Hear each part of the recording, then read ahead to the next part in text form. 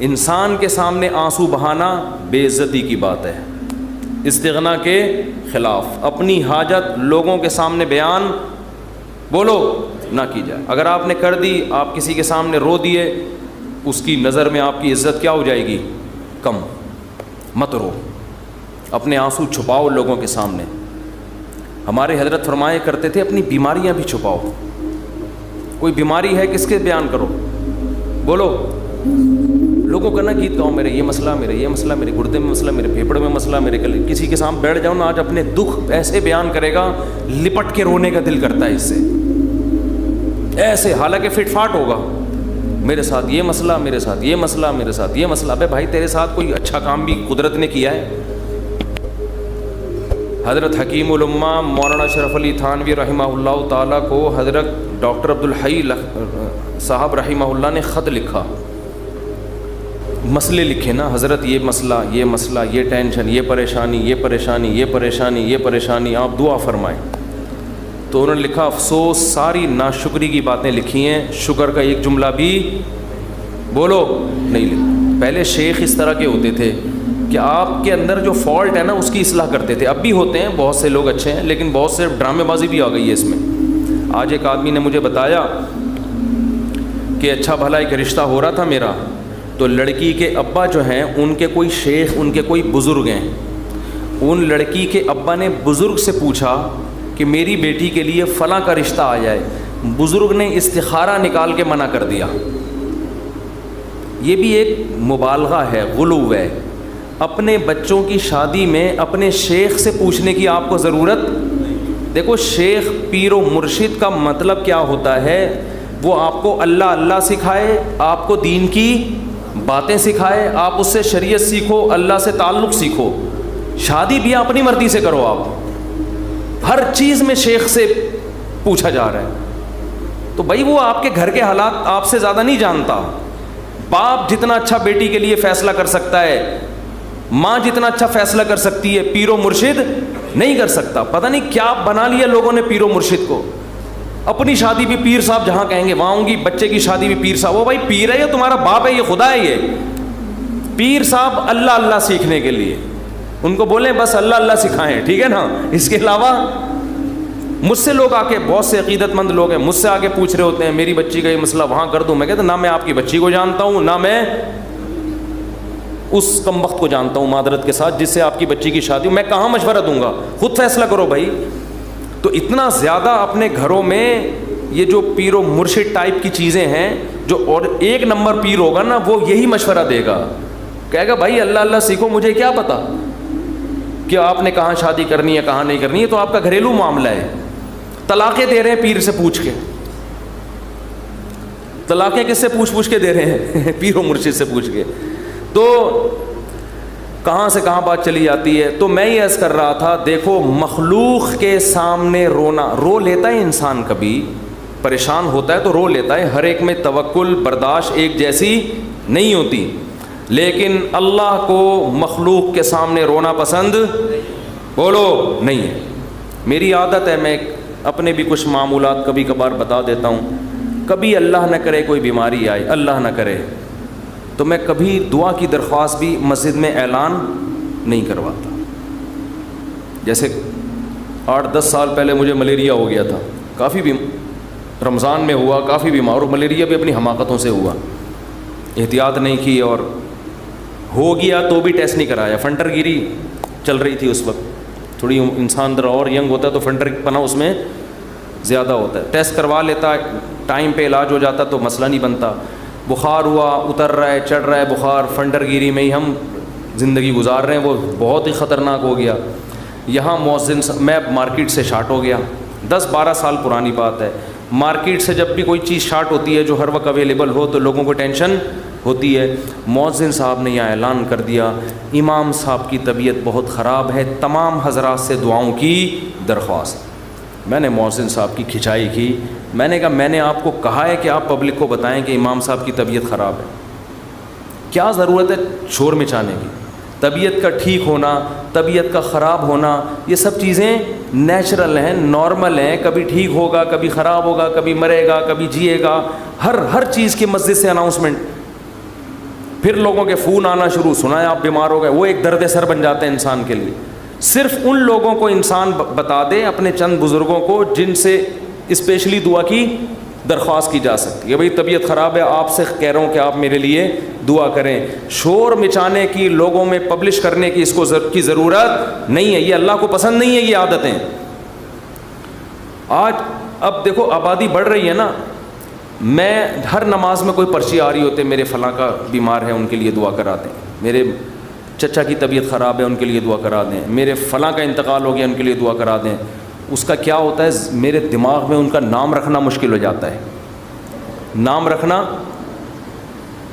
کیا ہو گیا، الحمدللہ، اللہ کا گلے کا توخ، ایک توخ ختم ہو گیا۔ تو ایک دن ایسا ہوا، فجر کے بعد پرچی، ظہر کے بعد پرچی، اب میں پوری نماز میں بندے کا نام دماغ میں رکھا ہوا ہے کہ وسیم سجاد جو حلیم کی دیگ والے ہیں، ان کی طبیعت سیٹنگ چل رہی، نماز کے بعد دعا کرانی، کیونکہ نہیں کرو پھر لوگ ناراض ہوتے ہیں، آپ کو بولا تھا ان کے لیے دعا کراؤ۔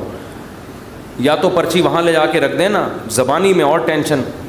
تو ایک دن ایسا ہی ہو گیا، مجھے پاس ایک ظہر میں ایک صاحب آئے کہ جی وہ فلاں کی طبیعت خراب ہے۔ میں نے کہا یار میں ہول سیل کے حساب سے دعا مانگ لوں گا، اے اللہ جس کی بھی طبیعت خراب ہے ٹھیک کر دے یا عافیت سے اٹھا لے۔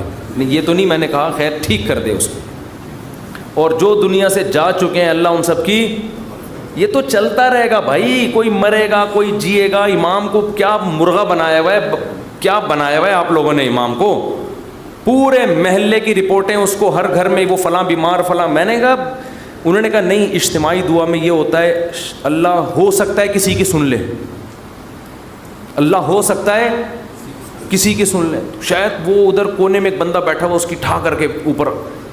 میں نے کہا دیکھو دعا اس کی زیادہ قبول ہوتی ہے جو درد دل سے مانگتا ہے، اور درد دل سے آپ کے ریلیٹو مانگیں گے، کسی کو کیا پتا کہ سجاد حلیم والا کون ہے، وسیم کباڑ والا کون ہے، سلیم گولے گنڈے والا کون ہے، اور شریف پنچر والا کون ہے، کسی کو کیا پتا یار۔ جب اس طرح دعائیں مانگیں گے لوگ کہیں گے اللہ ہے وہ ٹھیک کر دے، تیری مرضی، نہیں بھی کر تو کوئی اتنی بڑی ٹینشن والی بات نہیں ہے۔ آپ اپنے خاص محبت والے چاہنے والوں کو بتایا کرو، کوئی بزرگ ہیں جن سے تعلق ہے، یا امام سے خود کہہ دو کہ مفتی صاحب میرے فلاں کی طبیعت خراب ہے آپ دعا کر دیں، کیونکہ آپ کو عقیدت ہے امام صاحب سے شاید ان کی دعا، تو انسان کھڑے کھڑے وہی دعا کر دے، یہ سنت ہے۔ صحابہ نبی کے پاس آ کے یہ نہیں کہتے تھے کہ مسجد نبوی میں فلاں کے لیے دعا کروا دیں، صحابہ یہ کہتے تھے یا رسول اللہ آپ میرے لیے یہ دعا کر دیں، نبی اسی وقت کھڑے کھڑے ان کے لیے دعا کرتے تھے، اور بہت دفعہ سامنے قبول بھی ہو جاتی تھی۔ نبی صلی اللہ علیہ وسلم نے ایک دفعہ ارشاد فرمایا کہ میری امت کے 70,000 لوگ بغیر حساب کتاب کے جنت میں داخل ہوں گے جو اللہ پہ بہت زیادہ توکل کرتے تھے۔ تو ایک صحابی کھڑے ہوئے حضرت عکاشہ مجمع میں، انہوں نے کہا یا رسول اللہ میرے لیے دعا کر دیں، میں بھی انہی میں سے ہوں۔ یہ نہیں کہا یا رسول اللہ میرے لیے 27ویں رات کو سب کے سامنے دعا کروا دیے گا آپ، بس یا رسول اللہ آپ میرے لیے بھی دعا کر دیں۔ آپ نے فرمایا اے اللہ اللہم اجعل عکاشۃ منہم، اے اللہ عکاشہ کو بھی ان لوگوں میں شامل کر دے۔ جب حضرت عکاشہ کی دعا نبی نے مانگی صحابہ کو تو جوش پیدا ہو گیا، ایک اور صحابی کھڑے ہوئے، یا رسول اللہ میرے لیے بھی دعا کر دیں کہ اللہ مجھے بھی ان میں سے کر دے۔ آپ نے فرمایا سبقک بہا عکاشہ، عکاشہ سبقت لے گئے۔ کیا مطلب، حدیث کا مفہوم کیا ہے کہ اللہ نے یہ فضیلت اس کے لیے رکھی تھی جو اس فضیلت پہ بہت زیادہ حریص ہو، اور یہ حرص عکاشہ میں ہے کیونکہ انہوں نے کسی اور کے کھڑے ہونے کا انتظار نہیں، یہ بذریعہ وہی نبی کو پتہ چلا نا کہ یہ اللہ اسی کے لیے قبول کرے گا جو پہلے نمبر پہ کھڑا ہو کے دعا مانگے گا، دوسروں کے لیے آپشن نہیں ہے۔ تو نبی سے تو ڈائریکٹ درخواستیں کی گئی ہیں، اس طرح علماء سے کہنا چاہیے کہ حضرت میرے فلاں کا مسئلہ ہے یہ دعا کرا دیں، یہ کر دیں آپ دعا، تو یہ ٹھیک ہے، لیکن اجتماعی پرچیاں دے دے کے دعائیں کبھی کبھار ٹھیک ہے، اس کا معمول بنانا ٹھیک نہیں ہے۔ اپنے غم کو کس کے سامنے بیان کریں؟ اللہ کے سامنے۔ اس کو پبلش کرنا آج فلاں کے ساتھ یہ مسئلہ مجھے اچھا نہیں لگتا، کبھی ذرا سی طبیعت خراب ہوئی، وہ ملیریا ہو گیا تھا، تو یہاں پھر دعائیں شروع، مفتی صاحب بیمار، مفتی صاحب بھائی اللہ کے سامنے بیان کرو، کیوں پبلک، پھر تبلیغ ترس کھا رہی ہے، اچھا نہیں لگتا کہ کوئی آپ پہ آ کے ترس کھائے، بیچارہ کہے آپ کو، لوگ کہیں گے مفتی صاحب بیچارے، مجھے تو اچھا نہیں لگتا بھائی. مجھے آ کے کوئی کیا کہے, بولو بیچارہ. بھائی ہم تو بیچارے نہیں, ہم اللہ کے سامنے بیچارے ہیں, آپ کے سامنے فنٹر ہیں ہم. ایسے ہی رہو. تو کون ہے اور کیا وہ تو کون ہے, میں بیچارہ. ایک شاعر کا شعر ہے بڑا زبردست, اللہ بچا کے رکھے, استغنا کے ساتھ ہی رکھے, لیکن لوگوں کے سامنے کمزوری ظاہر کرنا. ہمارے فرماتے کوئی دوا بھی کھاتے ہو نا, لوگوں سے چھپ کے کھایا کرو. کوئی بھی دوا کھا رہے ہو, لوگ اپنی بیماری لوگوں کے سامنے ایسے نکلو, یہ کوئی بیماری نہیں, فٹ فاٹ, بے شک چھپ چھپ کے کچھ بھی کھا رہا ہو, ٹھیک ہے نا. لوگوں کے سامنے مت غم کو ظاہر کرو. تو ایک شاعر نے بڑی اچھی بات کی ہے, رحبوتک خیر من رحموتک, کہ لوگ تجھ سے ڈریں. یہ بھی غلط ہے نا, ظالم سے لوگ ڈرتے ہیں نا, لوگ تجھ سے ڈریں, لوگوں کے دل میں تیرا خوف ہو, یہ غلط ہے. لیکن اس سے بہتر ہے کہ لوگ تجھ پہ ترس کھائیں. نہیں آ رہی بات. دیکھو دو غلط چیزیں ہیں, لوگ آپ سے ڈریں, یہ بھی کیا ہے, غلط. یہ تو ظالم ہونے کی علامت ہے نا, ظلم کر رہے ہو آپ, لوگوں کو ڈرا رہے ہو. لیکن اس نے کہا یہ غلط ہے, مگر اتنا نہیں جتنا یہ غلط ہے کہ لوگ آپ پہ ترس کھائیں. یہ زیادہ غلط ہے, یہ آپ کے کمزور ہونے کی, یہ آپ کے بے عزت ہونے کی دلیل ہے. ظالم کی بھی عزت ہو جاتی ہے, ڈر سے ہوتی ہے. مظلوم جس پہ ظلم ہو رہا ہوتا ہے نا, اور وہ رو رہا ہوتا ہے ظالم کے سامنے, اس کی معاشرے میں عزت نہیں ہوتی. اور عزت بڑی چیز ہے. تو ہاں, ہر ایک کو ایک ہی لاٹھی سے نہیں ہانکنا چاہیے, ایک حد تک لوگ برداشت کرتے ہیں, اس کے بعد انسان کے حوصلے پست ہو جاتے ہیں. تو اس لیے ان چیزوں کا معمول ختم کریں. لوگوں کے سامنے مت بتائے کہ نہیں یہ ہو گیا فلاں ہو گیا, اللہ کے سامنے روئے انسان, اللہ کے سامنے اپنی حاجت. تو لوگوں کے سامنے اپنا غم بیان کر کے رونے سے عزت بڑھتی ہے یا کم ہوتی ہے؟ کم. اللہ کے سامنے رونے سے, اپنا غم بیان کرنے سے عزت کم نہیں ہوتی, بلکہ اللہ کی نظر میں عزت بڑھ جاتی ہے. ہمارا معاملہ الٹا ہے, پبلک کے سامنے روتے ہیں اور اللہ کے سامنے روتے ہوئے ہمیں شرم آتی ہے. میں نے دیکھا لوگ دعا میں منہ پہ ہاتھ رکھ لیتے ہیں اگر ان کو کبھی رونا بھی آ رہا ہو. بھائی کھلے عام رو, کوئی مسئلہ نہیں ہے, یہ اللہ کے سامنے رو رہے ہو. ہاں لوگوں کو دکھانے کے لیے مت رو. آج کل ٹیلی ویژن میں اس قسم کی چیزیں بھی موجود ہیں, پروگرام چل رہے ہوتے ہیں رونے کے, اشتہار لگے ہوتے ہیں ہمارے ہاں, رو رو کے دعائیں مانگی جائیں گی. آدمی حیران ہوتا ہے, تم نے پہلے سے ہی اشتہار لگا دیا اور بالفرض تمہیں رونا نہیں آیا تو پبلک کہے گی تم نے اعلان تو یہ کیا تھا رو رو کے دعائیں مانگی جائیں گی, کم بخت رو کیوں نہیں رہا ہے اب تو یہ ناٹک اور یہ ڈرامے اللہ کو پسند نہیں ہے. اور کمال کی بات یہ ہے کہ ہمارے نبی نے فرمایا اللہ سے رو کے دعا مانگو, رونا نہ آئے تو ٹینشن کی بات نہیں ہے, رونے والی صورت بنا لو, انداز رونے والا ہو, اسٹائل رونے والا ہو, جیسے بھکاری مانگ رہے ہوتے ہیں. دیکھو رونا نہ آئے اور انداز رونے والا بنا لے, یہ رونے سے بھی زیادہ بہتر ہے, کیونکہ اللہ کہتا ہے کہ اس کے بس میں جو ہے وہ اس نے چھوڑا نہیں ہے. کیونکہ جب رونا آتا ہے تو دعا میں دل لگتا ہے, رونا نہیں آتا تو دعا میں دل نہیں لگتا, پھر بھی انسان مانگتا ہے. یہ ادا اللہ کو زیادہ پسند ہے. بہت مشکل ہے بات سمجھانا, بہت. آج کل لوگ کہتے ہیں نا عبادت میں دل ہی نہیں لگ رہا. ارے عبادت میں دل لگے گا تو وہ تو مزہ آئے گا نا عبادت میں. کمال تو جب ہے جب دل نہ لگے پھر بھی کرو عبادت, پھر بھی عبادت کرے انسان.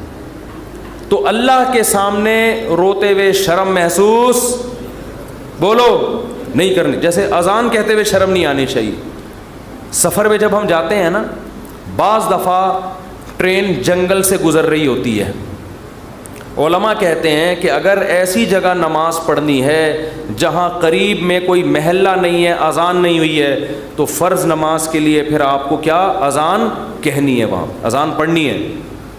اب میں نے وہاں نمازیوں کو بھی دیکھا, ان کو اذان دیتے ہوئے شرم آ رہی ہوتی ہے. ٹرین میں اذان دیتے ہوئے لوگ کیا کہیں گے, ملا. لوگ کیا کہیں گے, ملا کہیں گے. ابے یہ تو پورا ملا نکلا. ہمارے محلے میں ایک صاحب کا رشتہ ٹوٹا اسی چکر میں. اچھا بھلا نوجوان, فٹ فاٹ, کھاتا پیتا, خوبصورت آدمی. اس کے لڑکی والے آ گئے گھر میں منگنی کرنے کے لیے, اتنے میں اذان کیا. لڑکا گھر میں نہیں تھا, اذان کی آواز آئی. اب لڑکے والوں نے فخر سے بتایا کہ پتہ ہے ہمارا بیٹا اذان دے رہا ہے, یہ جو اذان ہے نا یہ ہمارا بیٹا دے رہا ہے. لڑکی والوں نے کہا ابے یہ تو ملا نکلا. یہ کیا نکلا؟ یہ سچا واقعہ بتا رہا ہوں. اس بیس پہ انہوں نے رشتہ توڑ دیا تو کل قیامت میں پتہ چلے گا بھائی، اللہ کہے گا جاؤ ان لبرل لوگوں کے ساتھ اسی جہنم کی آگ میں جاؤ۔ وَإِذَا نَادَيْتُمْ إِلَى الصَّلَاةِ اتَّخَذُوهَا هُزُوًا وَلَعِبًا، قرآن کہتا ہے جب تم اذان دیتے ہو تو یہود و نصارہ اس اذان کا مذاق اڑاتے ہیں، تو اللہ کا نام آسمانوں میں بلند کرتے ہوئے ہمیں شرم محسوس نہیں کرنی چاہیے۔ اس لیے کبھی جنگل میں، ٹرین میں، جہاں ٹرین اگر اسٹیشن پہ ہے تو اذان کی ضرورت نہیں ہے، لیکن اگر جنگل میں ہے اور آپ نے فرض نماز پڑھنی ہے تو ایسے ٹرخانے والے طریقے سے نماز نہ پڑھا کرو، بلکہ پراپر طریقے سے کھڑے ہو کر قبلہ تلاش کرو کدھر ہے، پراپر طریقے سے اذان دو۔ اس میں اگر شرم آ رہی ہے تو اور زیادہ دو، ٹھیک ہے نا۔ اللہ کو بتاؤ کہ اللہ ان کمبختوں کو نماز چھوڑتے ہوئے شرم نہیں آ رہی تو مجھے تیرا نام بلند کرتے ہوئے شرم کیوں آئے گی؟ اذان بہت بڑی عبادت ہے، اللہ کی کبریائی آسمانوں میں بلند ہوتی ہے۔ اور ایک بات اذان پہ آئی ہے تو یہ بھی بتا دوں، اذانیں بہت لمبی کھینچنا یہ سنت نہیں ہے۔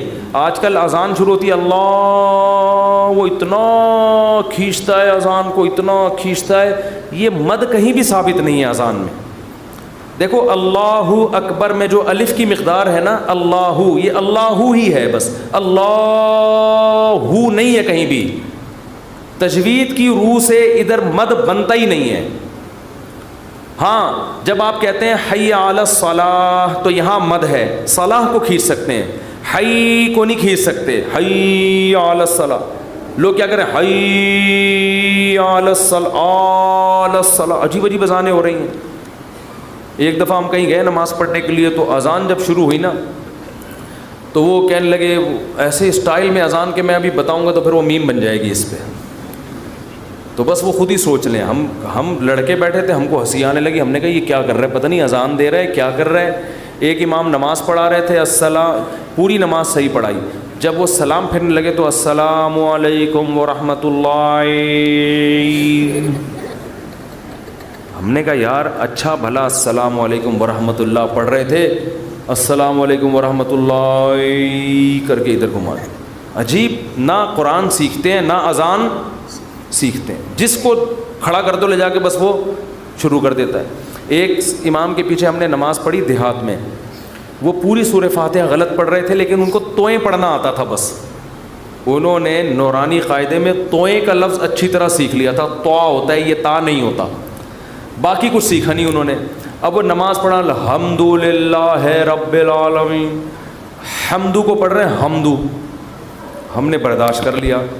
اہدنا الصراط، سواد نہیں نکل رہے، لیکن جہاں تو آئے گی نا کہتے ہیں اہدنا الصراط المستقیم، ٹھیک ہے۔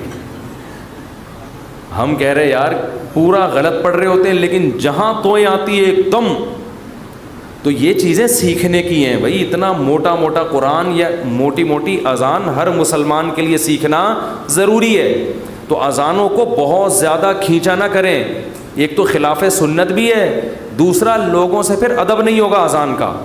اذان کے وقت خاموش رہنا چاہیے، اذان کو غور سے سننا چاہیے۔ جب آپ اتنی لمبی کھینچو گے اذان تو پھر کہاں اس کا ادب ہوگا، کافی ٹائم لگ جاتا ہے اس میں۔ مختصر اذان دیں، مختصر، اللہ اکبر اللہ اکبر، پھر اللہ اکبر اللہ اکبر، بس اشہد ان لا الہ الا اللہ، لا پہ مد ہے، الہ پہ نہیں ہے، نہیں یاری بات۔ ہم ایسے ہی اذان دیا کرتے تھے۔ لوگ کہتے ہیں حرم میں اتنی لمبی اذانیں ہو رہی ہیں، وہ حرم کا ماحول ہے، ایک حرم کی ایک برکت ہے، وہاں لمبی اذان ہی تو سننے کے لیے جاتے ہیں لوگ۔ بہت سے عرب علماء کو اس پہ بھی اشکالات ہیں، بہت سے عرب تو کہتے ہیں یہ حرم میں بھی جو اتنی لمبی ہو رہی ہے یہ خلاف سنت ہے، لیکن وہ تو حرم کا معاملہ ہے، ان کو اپنے حال پہ چھوڑ دو۔ وہ پھر بھی وہاں مسئلہ یہ ہے کہ وہاں کا تو ماحول ہی ایسا ہے نا، نارملی جب آپ اذان دیں تو اتنی لمبی اذان نہیں ہونی چاہیے کہ لوگوں کے لیے اس وقت خاموش رہنا، اس کا ادب کرنا ایک آزمائش بن جائے، اور پھر اسپیکر اتنے بھاری بھرکم نہیں ہونے چاہیے کہ اس اذان سے لوگوں کے کان کے پردے پھٹنا شروع ہو جائیں۔ اس سے لوگ پھر ان شاعر اسلام کی عزت کرنے کے بجائے توہین کرنا شروع کر دیتے ہیں، خاص طور پہ غیر مسلم ممالک میں جہاں آپ کو کوئی اذان کی پرمیشن دے دے تو اعتدال سے اذان دیں، ان کے آرام کا خیال رکھیں۔ تو جلدی سے میں یہ بات کو ختم کروں. دیکھو دعائیں مانگنے میں شرم اور عار محسوس نہ کرو. اللہ کے سامنے گڑ گڑانے میں شرم اور عار محسوس نہ کرو, اس کا معمول بنا لو. حضرت عمر فرمایا کرتے تھے کہ میری دعا قبول ہو رہی ہے یا نہیں, مجھے اس سے غرض نہیں ہے, مجھے اس سے غرض ہوتی ہے کہ مجھے دعاؤں کی توفیق مل رہی ہے کہ نہیں مل رہی. تو جتنی دعائیں, ڈاکٹر ٹھیک کرے گا, جا مانگ ڈاکٹر سے, میری مرضی میں ٹھیک کروں نہ کروں, لیکن تو نے یہ بتا دیا ہے کہ تو مجھے اپنا محتاج, تو اپنے آپ کو میرا محتاج نہیں سمجھتا. تو نے اپنے عمل سے یہ ثابت کر دیا ہے کہ تو اپنے آپ کو نہیں سمجھتا کہ میں اللہ کا محتاج ہوں. تو نہیں سمجھتا کہ اللہ سب کچھ کر سکتا ہے.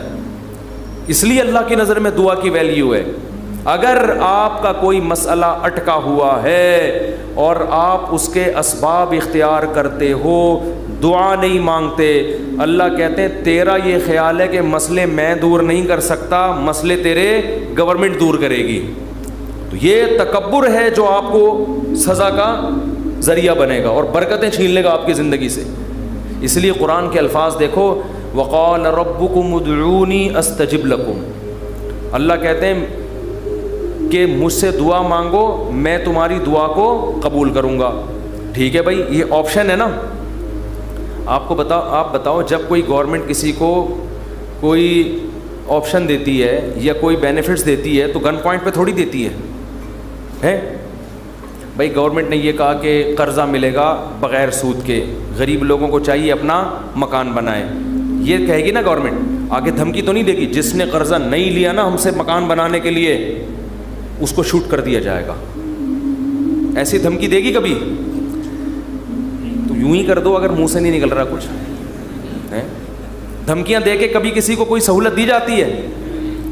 ہاں دیہاتی مائیں کرتی ہیں ایسا. کھا, وہ ایک آدمی نے پرینک بنایا کہ انگریزوں کی مائیں اور پاکستانیوں کی مائیں میں کیا فرق ہے, بڑا زبردست تھا. انگریز کی ماں کھانا لا کے رکھ دے گی, کھانا ہے کھا, نہیں تو یہاں سے دفع ہو جا. ٹھیک ہے نا. پاکستانی اور دیہاتی ماں کیا کرے گی, وہ میرا بیٹا کھا لے, یہ میں نے تیرے لیے پکائی ہے بریانی, میں نے تیرے لیے یہ پکایا ہے. پہلے منتیں کرے گی, بچہ نہیں کھائے گا تو دھمکیاں دینے پہ آ جائے گی اس کو, کھا ورنہ میں تھپڑ ماروں گی تیرے کے. بے غیرت, تو نے بنوایا کیوں مجھ سے, یہ مجھے پتہ نہیں ہے یہ.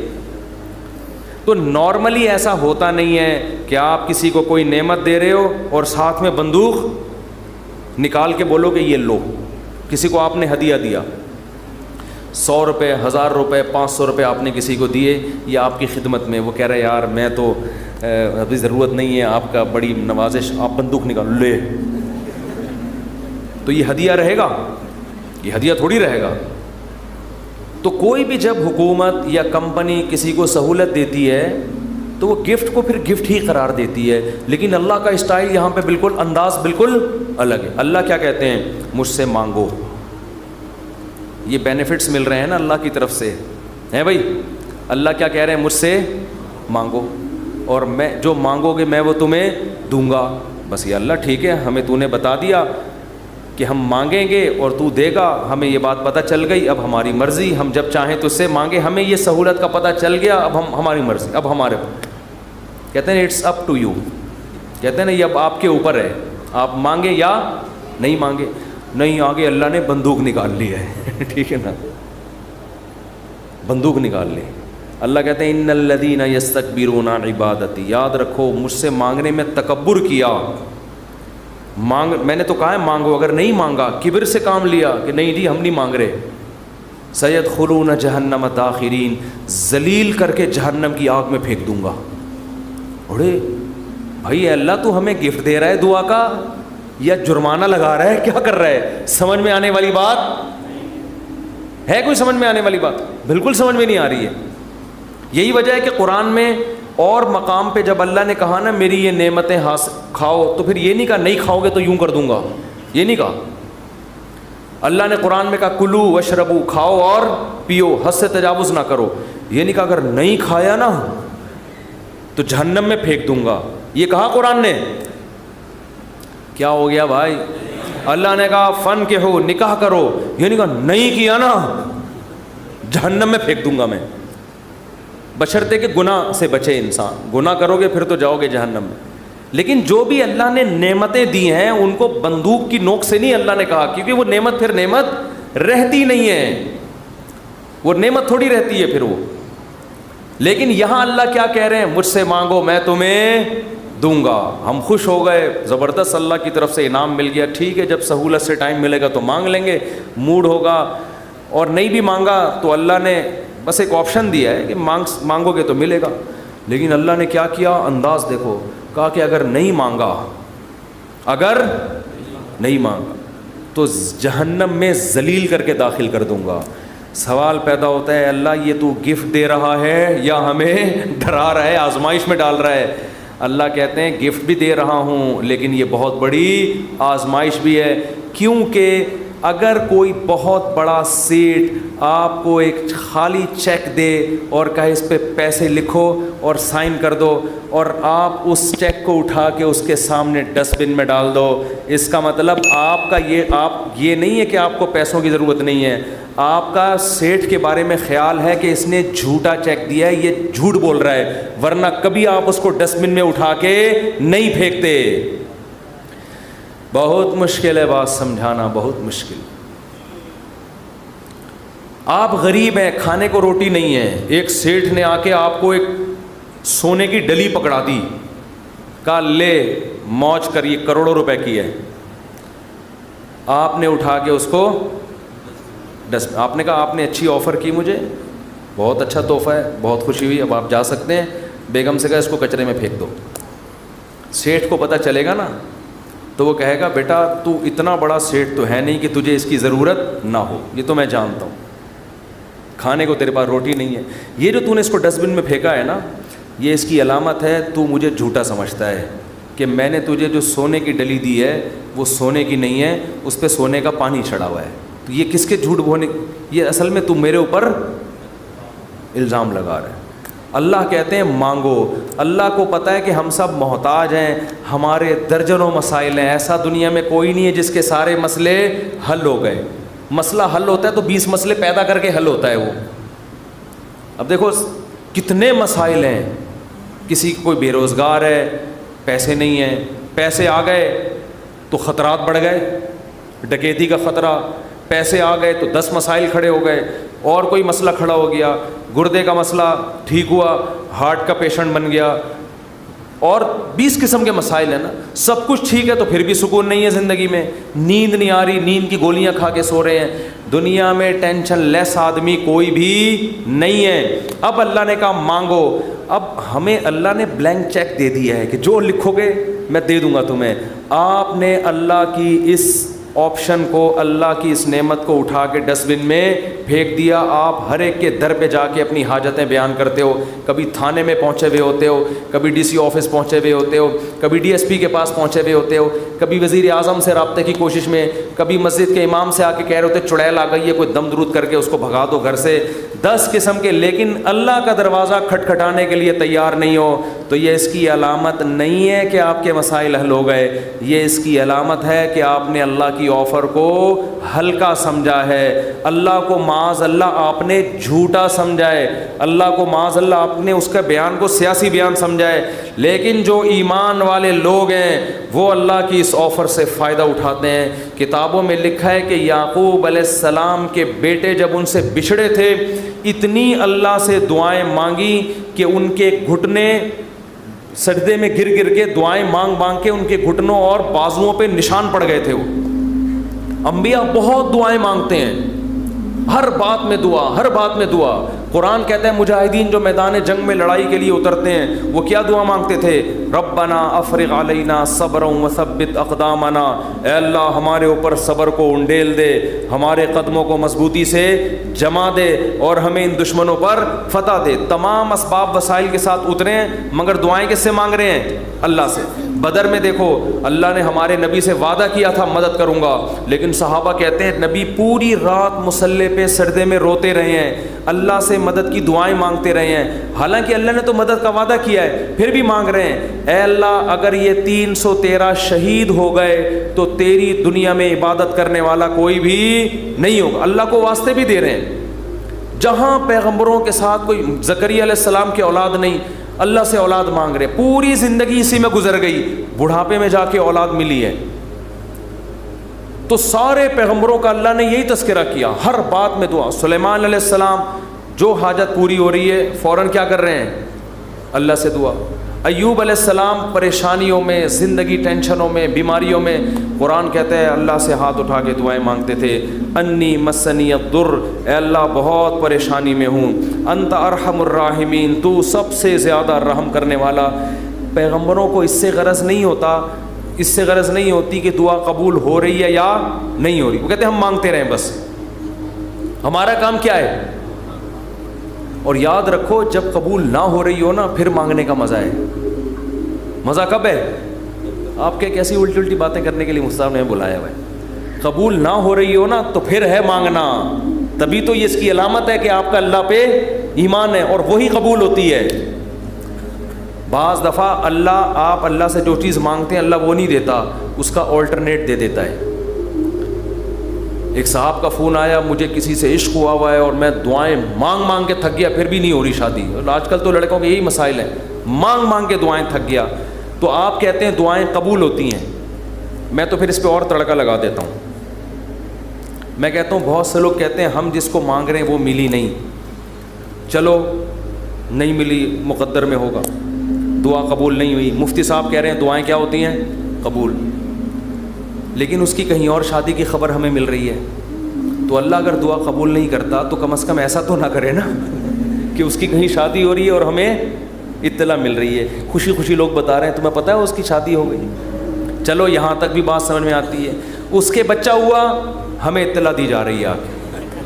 ارے تمہیں خوشخبری سنا ہے وسیم بھائی, کوئی وسیم بیٹھے ہو تو معذرت, تمہیں پتہ ہے وہ جو تمہاری کلاس فیلو تھی اس کی ایک جگہ شادی ہو گئی تھی, اس کے ماشاءاللہ آج بیٹا پیدا ہوا ہے. اور انسان تبتا ہے یار ہم نے تو لیلۃ القدر میں دعائیں مانگی تھی ہمیں مل جائے, اور ادھر بھی چلے بھی وہاں گئی اور اس کے بچہ بھی پیدا ہو گیا. اور تباہی اس وقت آتی ہے جب وہ بچہ سمجھدار ہو کے آپ کو ماموں کہنا شروع کر دے. حقیقت بات جب آپ ان کے گھر جائیں ملنے کے لیے اور وہ آپ کی پرانی گرل فرینڈ بچے کو تعارف کروا رہی ہے, تمہارے ماموں لگتے ہیں یہ رشتے میں, حقیقی تو نہیں ہے لیکن رشتے میں کیا لگتے ہیں, ماموں. تو آپ کہو گے یار یہ دعائیں قبول ہو رہی ہیں یا کیا ہو رہی ہے. تو اس طرح بھی ہوتی ہیں. تو ایسے لوگوں کو میں کہتا ہوں کہ جو یہ مایوس ہوتے ہیں نا یہ قبول تو نہیں ہو رہی, او بھائی تو دنیا میں ایک ہی عورت پیدا ہوئی ہے کیا؟ اللہ کے علم میں یہ بات تھی کہ وہ تیرے لیے نقصان دہ تھی, ہر چیز تمہارے لیے نہیں ہے. قرآن کیا کہتا ہے, آسان تکرہوا شیئا, بہت سی چیزوں کو تم پسند نہیں کرتے لیکن اللہ نے اس میں خیر رکھی ہوتی ہے. بہت سی چیزوں کو تم پسند کرتے ہو اللہ نے اس میں تمہارے لیے خیر نہیں رکھی ہوتی. واللہ یعلم, اللہ کہتے ہیں مجھے پتہ ہے, وانتم لا تعلمون, تم جاہل ہو, تم نہیں جانتے. اللہ سے آگے نکلنے کی کوشش مت کرو. سورہ کہف میں واقعہ نہیں ہے کیا کہ حضرت خضر علیہ السلام نے ایک نوجوان بچے کو قتل کر دیا تھا. موسیٰ علیہ السلام نے پوچھا کیوں مارا, ان میں ماں باپ کا کیا قصور تھا؟ فرمایا یہ بچہ بڑا ہو کر ماں باپ کا باغی بنتا, اس لیے اللہ نے اٹھا لیا اس کو. اور نیک والدین تھے, اللہ ان کو دوسری اولاد دے گا. اب وہ والدین تو رو رہے ہوں گے ہائے ہمارا بچہ اللہ نے چھین لیا ہم سے. بھئی اللہ کے علم میں یہ بات ہے کہ اس کے کا نعم البدل اللہ تمہیں عطا کرے گا اور وہ ایسا ہوگا جو تمہاری خدمت کرے گا. تو ہمیں نہیں پتہ, کچھوں کے اولاد نہیں ہوتی وہ پریشان ہے, ہو کیوں نہیں رہی, اسی میں خیر ہے. کیا بھروسہ کوئی اولاد ہو اور وہ آپ ہی کا سر بجانا شروع کر دے. وہ آپ جو جیسا چل رہا ہے اللہ سے اچھی امید رکھو, اے اللہ میرے ساتھ یہی ٹھیک, سر پہ بال اگائیں ٹھیک ہیں, نہیں یوں بولا کرو مجھ پہ ٹنڈ سوٹ کرتی ہے اس لیے اللہ مجھے بال نہیں دے رہا. بہت سے لوگوں کا یہ مسئلہ ہے بال ہی نہیں اگ رہے, مالشیں کر کر کے, زیتون کی مالشیں, یہ آملہ کھا لیا انہوں نے, لگانے کے بجائے نا کھانا شروع کر دیا انہوں نے نہیں اگ رہے ہیں. ایسے لوگ ایسے گنجے دنیا میں موجود ہیں. مجھ سے آگے پوچھ رہے ہوتے ہیں آپ نے کیا کیا ہے جو آپ کے بال اگائے؟ تو بھائی ہر ایک کے نہیں اگیں گے یہ آزمائش ہے اللہ کی طرف سے. تو اسی میں صبر کرو یار, مر کے کیا ہو جائیں گے, ختم. اسی میں اس پہ روٹیاں پکاؤ. جب ایک بڑا سر ہو نا اور بڑی خوبصورت سی ٹنڈ ہو تو میرا تو دل کرتا ہے اس کو دھوپ میں گرم کر کے اس پہ چپاتیاں مزہ آتا ہے. سر بھی بڑا ہو اور تمیز سے بنا ہوا, تو ایک دم ایک ایسا فیل سا ہوتا ہے. خیر یہ تو مزہ, اس پہ ایڈریس لکھ لو, کبھی گم نہیں ہو گیا آپ. تو اگر اللہ نے ٹنڈ دیے, بہت سے کام اس ٹنڈ سے لیے جا سکتے ہیں. ایڈریس لکھ دو اس پہ, تو اس کا فائدہ یہ ہوگا کہ کبھی بھی گم نہیں ہوگے. خیر یہ تو میں مذاق کر رہا ہوں, لیکن اللہ نے جو آزمائش مقدر کی ہے, کیا کرو بھائی, صبر. خواتین پریشان ہوتی ہیں, بچے مر جاتے ہیں بعض دفعہ بچپن میں. نبی نے کیا فرمایا, جس عورت کا بچپن میں بچہ مر گیا اور اس نے صبر کیا, میں اس کے لیے جنت کی ضمانت لیتا ہوں. بے صبرے لوگ اللہ کو پسند نہیں ہیں. ہم نے اپنے بچپن میں ایسی عورتیں بھی دیکھی ہیں, جوان بیٹا مر گیا, آنسو نکل رہے ہیں ان کے, میں نے خود اپنی آنکھوں سے دیکھا, آنسو نکل رہے ہیں ماں کے, لیکن اللہ سے کہہ رہی ہے, اے اللہ یہ آنسو میرے اختیار میں نہیں ہے اس لیے رو رہی ہوں, کہیں تو مجھے بے صبرے لوگوں میں شامل نہ کر لینا. میں نے ایسی عورتیں دیکھی ہیں بچپن میں, جوان بیٹا مرا ہوا ہے اور ماں رو کے کیا کہہ رہی ہے, اللہ یہ میرے اختیار میں نہیں ہے اس لیے رو رہی ہوں. دیکھو ایسی عورتیں ہوا کرتی تھیں. اب تو چیخنا, چلانا, واویلا کرنا, شور شرابہ, گھروں میں چیزیں اٹھا کے پھینکنا, اس کو سمجھتے ہیں بڑا نیک آدمی ہے یہ دنیا. تو صبر کرنے والے پسند ہیں. مانگتے رہو مانگتے رہو مانگتے رہو, اس چکر میں مت پڑو کہ کون سی قبول ہو رہی ہے کون سی نہیں ہو رہی. ہر چیز اللہ سے مانگے. نبی نے فرمایا جوتے کا تسمہ بھی ٹوٹ جائے تو کس سے مانگو, اللہ سے. اس کا مفہوم پتہ ہے کیا ہے, مطلب یہ کہ لوگوں سے مت مانگو, لوگوں سے مت مانگو. ہر حاجت کس کے سامنے پیش کرنی ہے, اللہ سے. پھر قبول ہو جائے ٹھیک ہے, نہیں ہے تو زیادہ ٹھیک ہے. اور میں نے تو اپنی زندگی میں دیکھا ہے بھائی کہ انسان حقیقت میں اللہ سے گڑ گڑا کے مانگتا ہے نا, دعا قبول ہوتے ہوئے نظر آتی ہے اس کو. دیکھو دعا کی حیثیت کیا ہے کہ آپ نے اللہ کے دفتر میں اپنی فائل جمع کرا دی, تسلی ہو گئی, آپ کا کام اب ہو جائے گا, اب آپ ٹینشن نہ لیں. لوگ کہتے ہیں نا گورنمنٹ کے ادارے میں, بھائی ہم نے فائل جمع کرا دی ہے, اب ہمارے بس میں جو تھا وہ ہو گیا, اب یہ پروسیس سے گزرے گی, جو بھی آپ کا پلاٹ آپ کے نام ہونا ہے, گاڑی آپ کے نام ہونی ہے, گھر پہ آپ کو میسج آ جائے گا. اب تمیز سے بیٹھ جاؤ, بار بار جا کے وہاں پوچھتے نہیں رہو فون کر کے, سر میرا کام ہو گیا, سر میرا کام ہو گیا. بھائی فائل, پیشنٹ آپ ہاسپٹل میں, اچھے ہاسپٹل میں اگر آپ داخل کرا دیتے ہو, آپ کہتے ہو وہ بندہ سیو ہے, اب یہ ڈاکٹروں کے حوالے میں نے کر دیا, اب آپ تسلی سے. تو جب آپ دنیا میں تسلی کر لیتے ہو یار پیشنٹ ڈاکٹروں کے حوالے کر دیا, فائل گورنمنٹ کے دفتر میں جمع کرا دی ہے, تو اللہ کے ہاں دعا مانگ کے بھی مسلمان کو تسلی ہوتی ہے. میں نے اپنا دکھڑا کس کے سامنے رکھ دیا ہے, اللہ کے. اب اس کی مرضی ہے, وہ کرے ٹھیک ہے, نہیں کرے تو بھی ٹھیک. اب میرے لیے جو فیصلہ ہوگا وہ بہتر ہوگا.